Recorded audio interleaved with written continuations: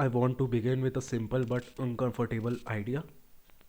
Institutions are not ignorant when they fail, they are often most confident at the exact moment they are most wrong. What I am going to talk about today is called institutional false certainty, a condition where an institution confidence in its belief far exceeds the actual evidence supporting them. This is not stupidity, this is not lack of data, this is not lack of analysis, this is something much more dangerous. Here you can see is the Condor CIA first mention and intelligence information cable, CIA document, which is declassified later. See, secret has been cut here.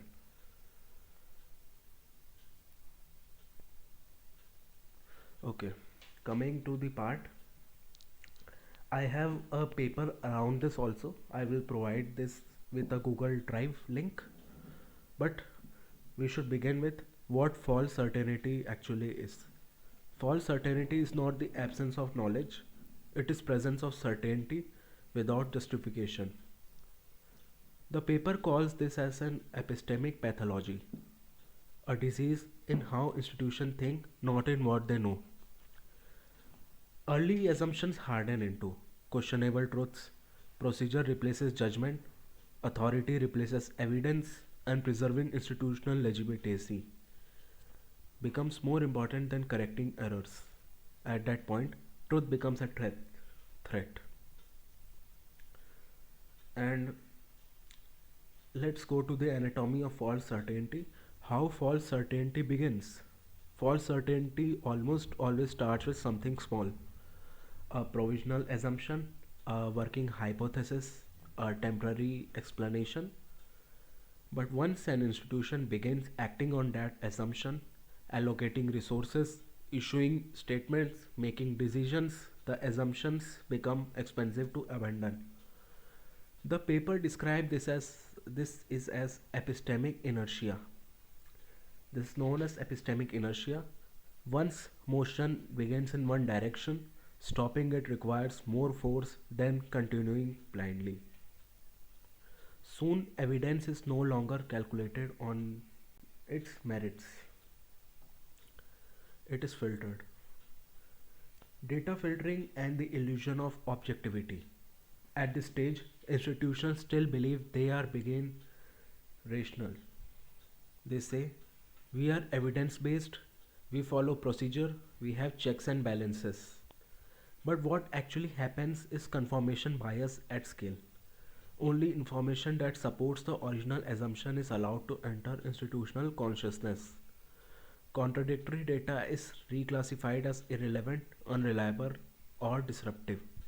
The institution does not hide the truth, it simply stops recognizing it.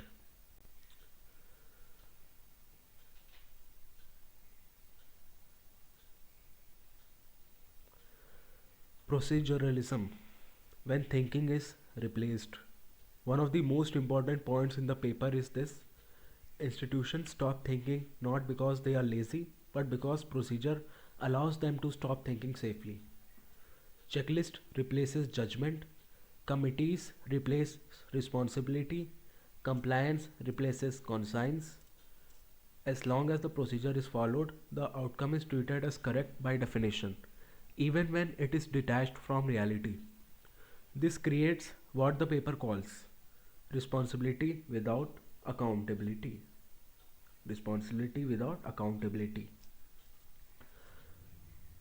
The other theme is authority lock in.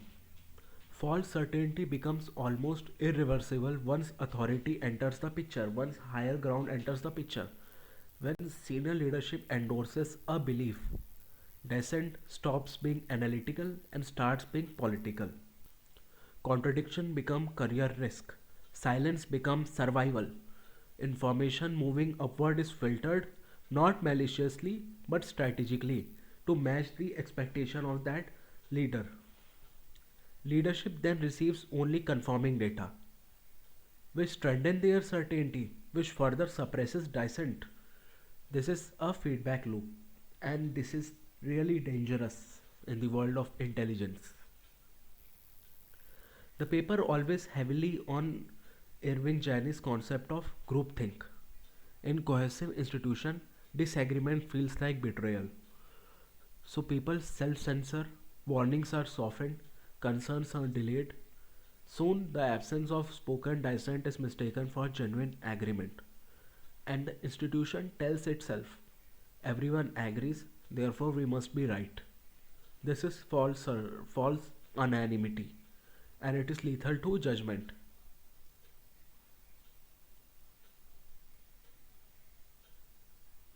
This is the hierarchical information filtering which I have taught here.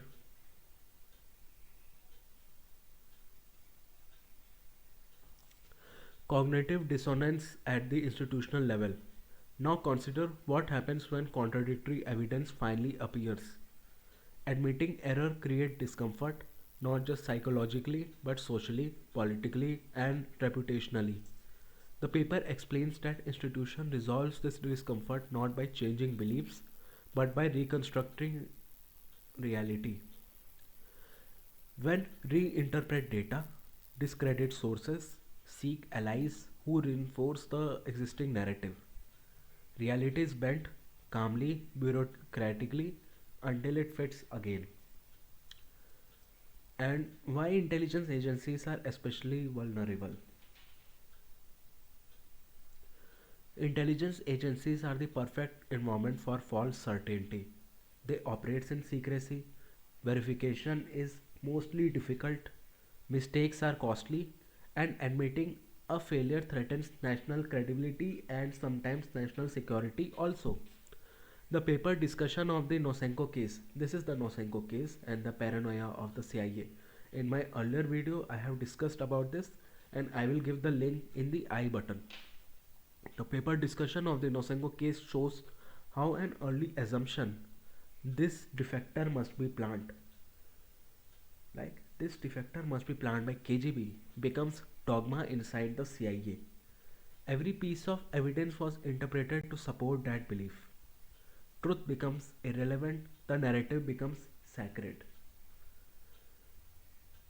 This belief was based on several contradictions in Nosenko's story, such as disputed rank and his ignorance of certain KGB operation missions. And there was a planned narrative which becomes a paranoia for the Central Intelligence Agency. And another is Iraq WMD case, certainty without evidence. The same pattern appears in the Iraq WMD failure. Analysts assumed Iraq must have weapons, so denial becomes proof, ambiguity becomes confirmation, dissent becomes obstruction.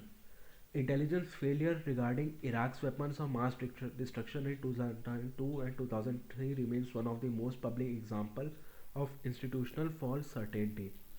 The failure was driven by three interrelated analytical waypoints that corrupted the assessment process. Failure of strategic context. Analysts failed to understand the motivation of Saddam Hussein, specifically his deterrence by doubt. Strategy designed to keep regional rivals and domestic dissenters in check by maintaining an aura of mystery around his military capabilities. Assumption based logic. Communication of absolute certainty. Analysts failed to convey the ambiguity of their evidence to policymakers. George Tenet, in famous slam dunk comment,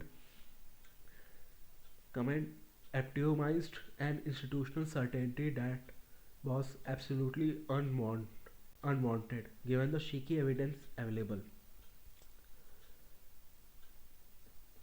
And the institution was not lying, it was trapped inside its own certainty. False certainty outside intelligence. We can now talk about corporate and engineering failures.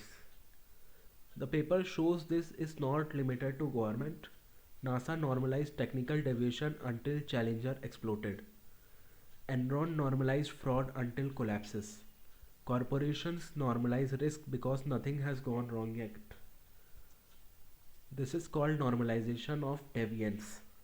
When repeated failures without immediate disaster convinces institution that failure is acceptable.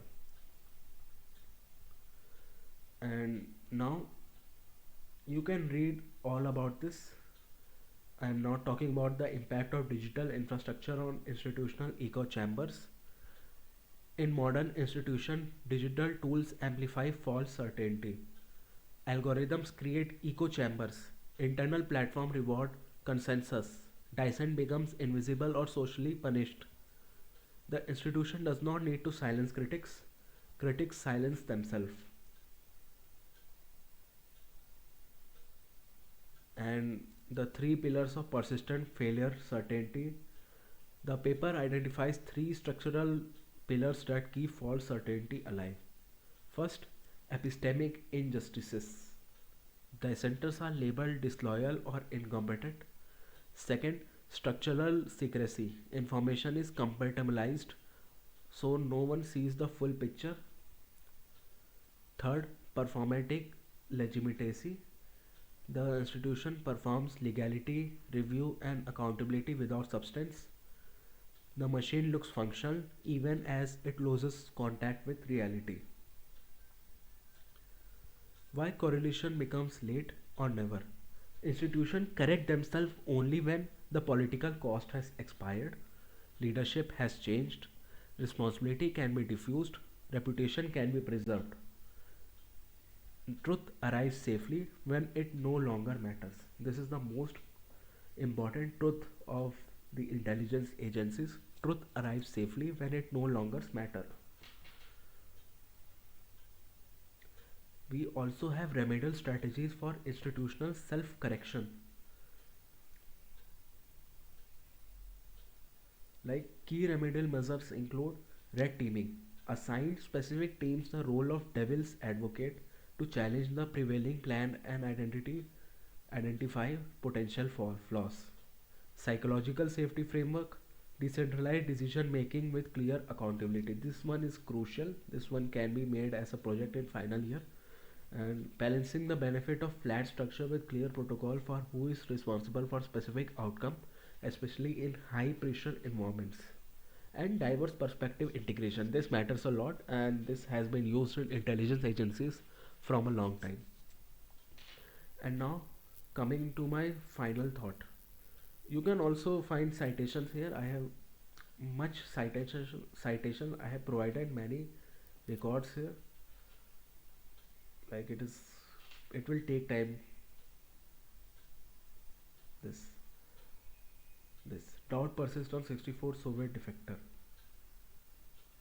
and you can also have a look on this paper. You can get this in references tab. And my final thoughts: false certainty is not arrogance, it is fear disguised as confidence.